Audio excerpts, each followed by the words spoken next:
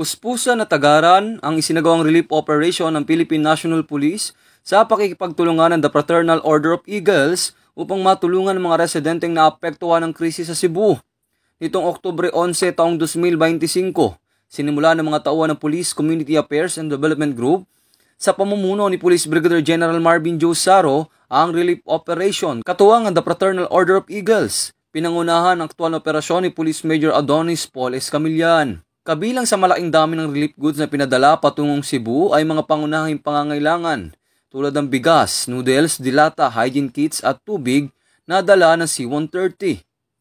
Ang PNP ay nagpapakita ng walang sawang dedikasyon sa pamamagitan ng kanilang mabilis at organisadong pagresponde sa panahon ng matinding pangangailangan. Ang agarang aksyon at paglilingkod na ito ay kritikal upang mapabilis ang pagdating ng tulong. Ang kanilang pagtugon ay hindi lamang limitado sa relief operations, kundi kasabay din ng mahigpit ang pagbabantay sa crime situation upang matiyak ang kaayusan at kaligtasan. Ang kasalukuyang operasyon ng PNP ay bahagi ng mas malawak na rescue and relief efforts ng pamahalaan at mga civil society organization. Pinapatunayan ng PNP ang kanilang pangako na panatilihin ang peace and order habang patuloy na naglilingkod upang maibsan ang hirap na dinaranas ng ating mga kababayan, partikular na sa Cebu.